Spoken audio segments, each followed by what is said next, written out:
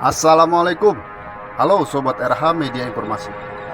Pada tayangan video kali ini, saya mencoba memberikan informasi mengenai film yang berlatar belakang perang wilayah negara Libya dalam suasana pasca kudeta terhadap Presiden Muammar Gaddafi yang berhasil dilengsarkan pada tahun 2012 oleh oposisi dengan bantuan Sekutu Barat. Dalam film yang dirilis pada tahun 2016 dan disutradarai oleh Michael Bay ini memiliki durasi 2 jam 24 menit.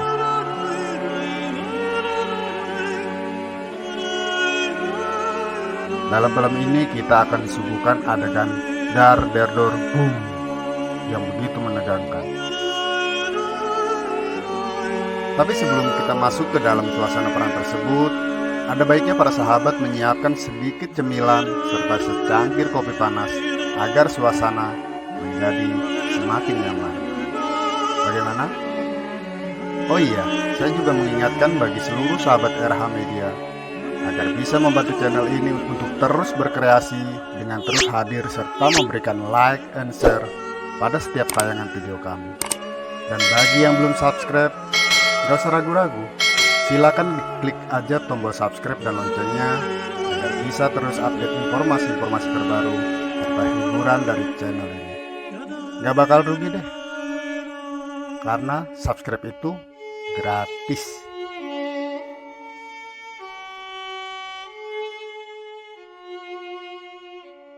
Yuk kita masuk. Pasca dilengsarkannya pemimpin Libya Muammar Gaddafi, situasi Libya berada dalam kondisi darurat, yang akhirnya banyak negara menarik para duta besarnya termasuk Amerika dari wilayah tersebut. Akan tetapi Uncle Sam masih tetap mengoperasikan bangunan milik CIA yang bernama The Annex, yang katanya sih pengoperasian markas itu digunakan untuk mengawasi serta mengontrol senjata-senjata di negara tersebut agar tidak dikuasai pihak yang tidak bertanggung jawab. The Annex sendiri telah memiliki tim pengamanan yang ketat yang dia dapatkan dari perusahaan pengamanan swasta Amerika yang bernama Global Response Staff atau yang mereka singkat GRS. Tyrone Ron Woods merupakan anggota GRS yang sangat disegani. Dia mengajak serta rekannya Jake Silva untuk datang ke Benghazi. Ron memperkenalkan Silva kepada 5 anggota lainnya, yaitu Mark Oz, Gaze atau Oz, John Tigen atau Tig, kemudian ada Chris Tanto Paronto yang dipanggil Tanto, dan Dave Bull Benton yang mereka panggil Bull. Sebagai tentara bayaran, pastinya mereka harus mengikuti serta melaksanakan aturan-aturan yang berlaku dari para petinggi CIA. Sementara itu di lokasi berbeda, tidak jauh dari lokasi The Annex, Duta Besar Amerika memutuskan untuk datang ke Benghazi dengan hanya diiringi 2 staf pengawal saja. Dia membentuk pos diplomatik Amerika dengan tujuan menjalin hubungan diplomatik untuk menyelesaikan kekacauan yang terjadi di negara tersebut. Dan sang dubes mendapat bantuan dari tentara lokal yang bernama Brigade 17 Februari. Ketegangan mulai terjadi saat para milisi mulai melakukan teror-teror untuk mengetahui situasi dan kondisi di lokasi pos diplomatik Amerika tersebut. Di tengah porak-porandanya negara Libya tersebut, anak-anak maupun orang dewasa berkeliaran membawa senjata api. Perdagangan bebas senjata serta kekerasan senjata terjadi di seantero negeri itu. Wilayah Benghazi, Tripoli, serta kota-kota besar lainnya di negara Libya berubah menjadi wilayah yang paling berbahaya di seluruh dunia.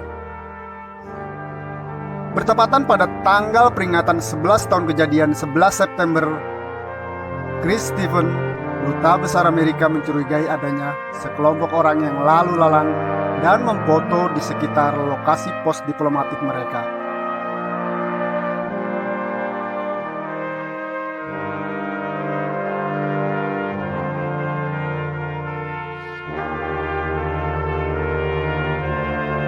benar saja.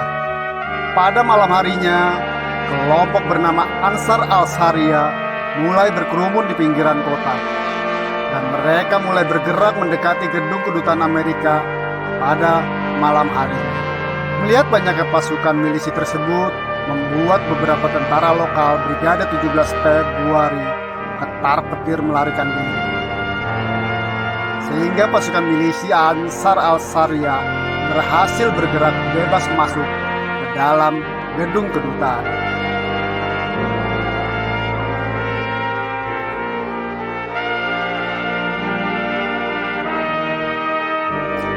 Duta Besar Stephen bersama Smith, ahli IT CIA, berhasil diamankan oleh pengawal kedutaan yang bernama Wickler ke dalam sebuah ruangan khusus yang aman.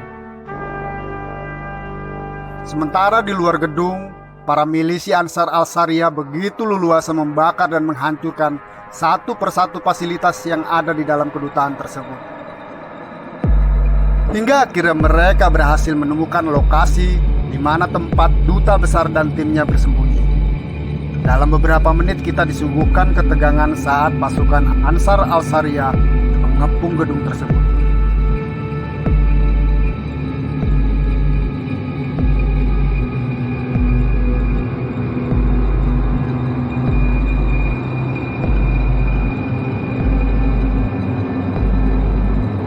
Mereka terlihat kesulitan untuk menembus ruangan tersebut. Merasa kesulitan dalam membuka ruangan tersebut, para anggota Ansar Al-Sharia berinisiatif untuk membakar dan meledakkan bangunan tersebut dengan harapan agar duta besar Stephen dan yang lainnya akan tewas di dalam ruangan tersebut. Dalam situasi mencekam tersebut, Wicklen berhasil meloloskan diri, tapi dia gagal menyelamatkan Stephen dan Smith yang harus terkurung di dalam kobaran api serta asap pekat dari bahan bakar solar yang dituangkan pasukan Ansar Al-Sharia.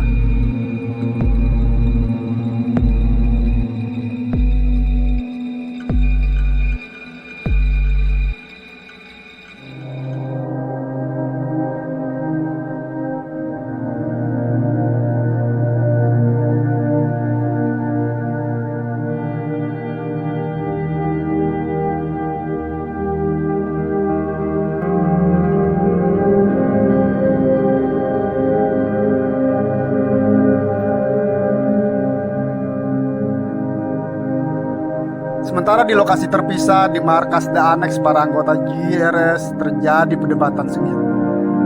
Di satu sisi, tim GRS bersikeras ingin mendatangi kedutaan untuk membantu, akan tetapi keinginan tersebut dilarang oleh pimpinan CIA karena khawatir The Annex justru akan menjadi sasaran penyergapan selanjutnya oleh para pasukan Ansar Al-Sharia.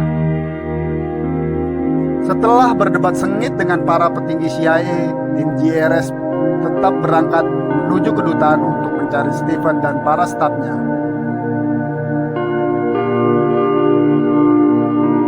Namun di sana mereka hanya menemukan Wicklen serta mayat Smith yang berhasil mereka temukan di belakang gedung yang terbakar. Lalu baku tembak pun terjadi di sekitar wilayah kedutaan.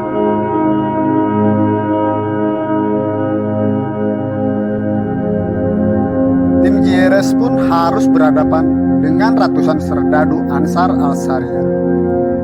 Melihat situasi yang tidak berimbang, tim pun akhirnya memutuskan untuk mengevakuasi seluruh penghuni di kedutaan beserta pasukan GRS untuk bergerak kembali menuju gedung The Annex.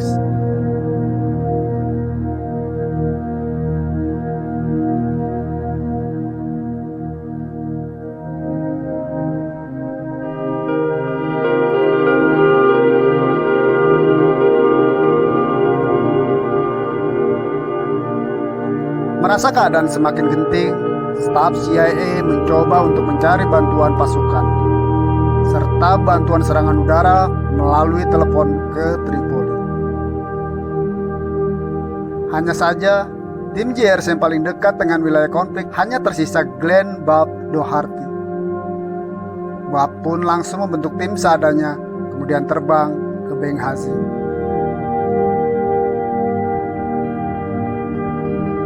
Sementara itu di sepanjang jalan wilayah Benghazi, para milisi Ansar Al-Sharia semakin berkerumun dan berjalan mendekati lokasi The Annex. Dan sepertinya baku tembak pun tak bisa dihindarkan lagi. Tim JRS yang telah membuat sistem pertahanan di wilayah The Annex hanya berusaha bertahan untuk melawan gempuran para milisi yang terus merangsek mencoba masuk ke dalam gedung The Annex.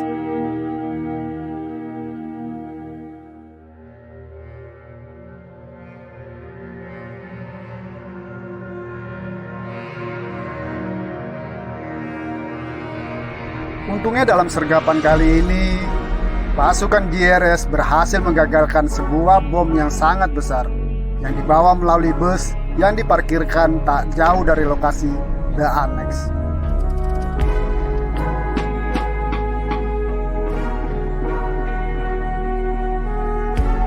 Boom!